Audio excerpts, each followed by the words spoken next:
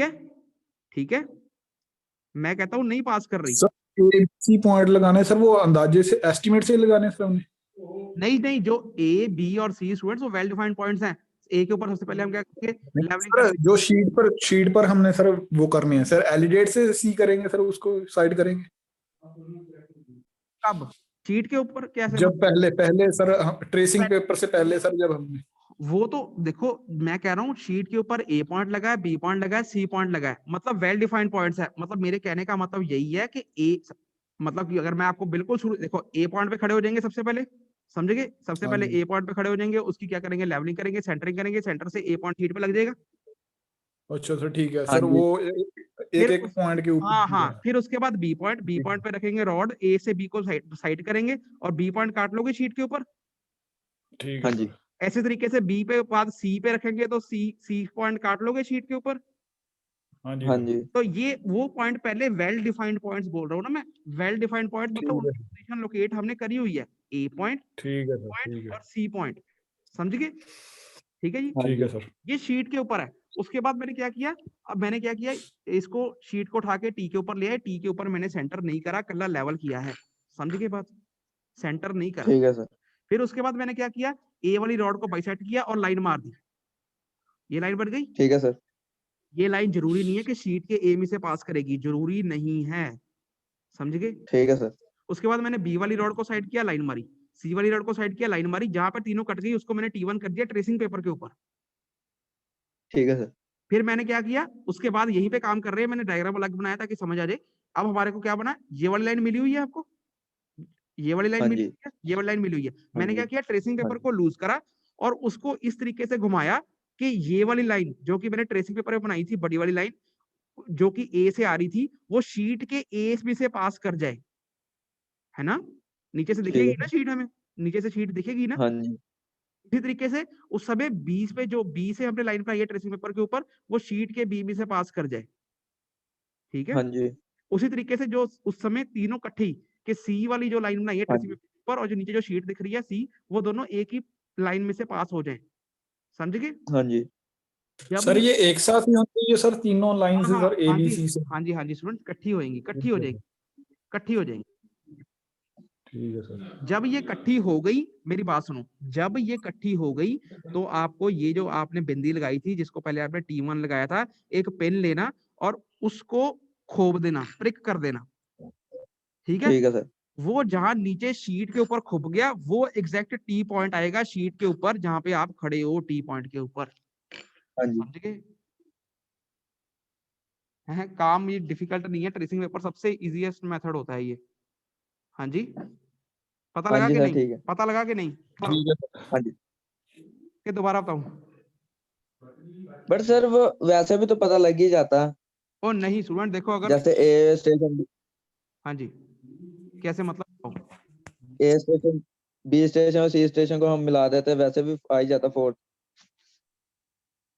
नहीं स्टूडेंट्स, हमारे पास तीन स्टेशन पॉइंट्स है, A station point, B station point, C station point. मैं कहीं काम करता करता गुम हो गया, ये इसीलिए होती है प्रॉब्लम्स। मैं कहीं काम करता करता गुम हो गया, अब मुझे पड़ गई प्रॉब्लम कि मुझे अपनी लोकेशन ही नहीं पता लग रही कि मैं कहाँ पे खड़ा हूँ। तो मैं जहाँ खड़ा होता हूँ, मैं with respect to A station, B station, C station trace करके अपनी लोकेशन निकाल लेता हूँ शीट के ऊपर।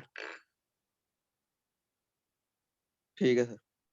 ये प्रॉब्लम्स जो है ना, ये प्रैक्टिकल प्रॉब्लम्स होती हैं, 3 पॉइंट प्रॉब्लम, 2 पॉइंट प्रॉब्लम, रीसेक्शन, ये सब रीसेक्शन की फॉर्म्स होती हैं। हाँ जी, हाँ जी। तो इसको जब ये सारा, ये चीज ऐसे सारा एक्सप्लेन किया गया है, ये जो डायग्राम बनाया है, ये अगर आपको सही लगता है इसमें से कर लेना, क्योंकि मुझे थोड़ा सा इसमें प्रॉब्लम लगती है। तो ये चीज वही एक्सप्लेन करी गई है जो कि मैंने यहाँ बड़ी बड़ी करके बनाई है, ठीक है। ठीक है सर। ठीक है, तो ये स्टूडेंट दो प्रॉब्लम थी, 2 point problem, 3 point problem.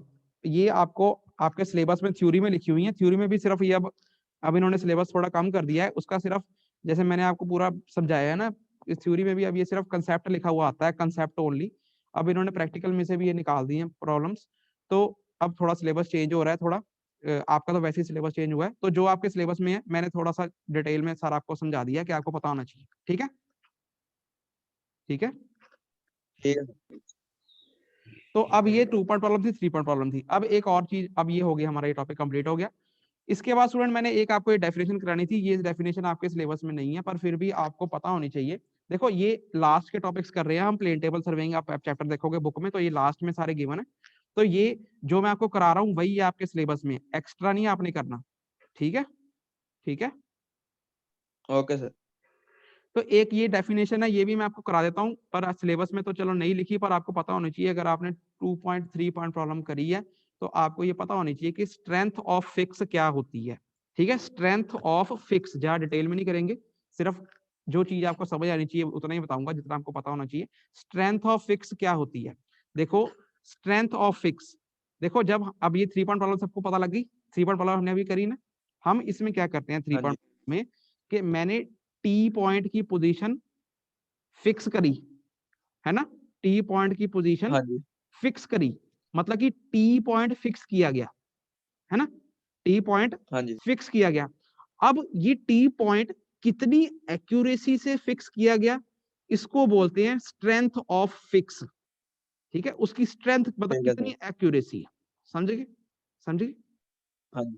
Sir accuracy कैसे निकालेंगे सर हम इसकी फिर ये वो? ये एक्यूरेसी पहले टर्म समझो। एक्यूरेसी तो अगर आपने ये सारा काम सही किया तो आपका काम बिल्कुल सही होगा।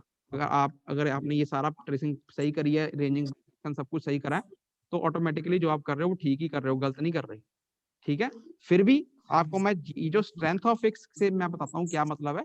देखो अब ये आपको पता लग गया स्ट्रेंथ ऑफ फिक्स क्या होती है।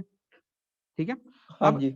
अब ये देखो, ये डेफिनेशन में ये लिखा है, the strength of fix is the accuracy of locating the position of instrument station. कितनी एक्यूरेसी से आप इंस्ट्रूमेंट स्टेशन लोकेट करते हो with the help of taking observation, observation लेने के बाद to the 3 well defined points, मतलब 3 वेल डिफाइंड पॉइंट से ऑब्जर्वेशन लेने के बाद आप कितनी एक्यूरेसी से अपना पॉइंट जो है शीट के ऊपर फिक्स करते हो, उसको बोलते हैं स्ट्रेंथ ऑफ फिक्स। समझ गए। अब देखो ये क्या लिखा है, the strength of fix will depend on the following upon the relative position of T. देखो अब स्ट्रेंथ ऑफ फिक्स, एक्यूरेसी कब ज्यादा आती है, जो आपने ये टी पॉइंट लगाया, ये जो टी पॉइंट लगाया ये कब बहुत ज्यादा, जो आपने इस तरीके से किया ये बिल्कुल ठीक है अगर आपने कोई एरर नहीं किया, पर अगर हम प्रिकॉशन लेके चलें किस किस केस में ये चीज अच्छे से हो जाती है, इजीली एक्यूरेटली हो जाती है, when T is with in the triangle ABC. मतलब देखो ये पॉइंट है ए बी और सी, दिख रहा है, दिख रहा है। हाँ जी। देखो ये ग्राउंड पॉइंट, देखो ये ग्राउंड पॉइंट है ए, ग्राउंड पॉइंट है बी, ग्राउंड पॉइंट है सी, ये दिख रहा है सबको। हाँ जी। अगर मैं ए बी और सी को जोड़ दूं तो ये एक ट्राइंगल बन जाएगा। हाँ जी। अगर हमारा टी पॉइंट इस ट्राइंगल के बीच में रहे तो हमारी एक्यूरेसी सबसे ज्यादा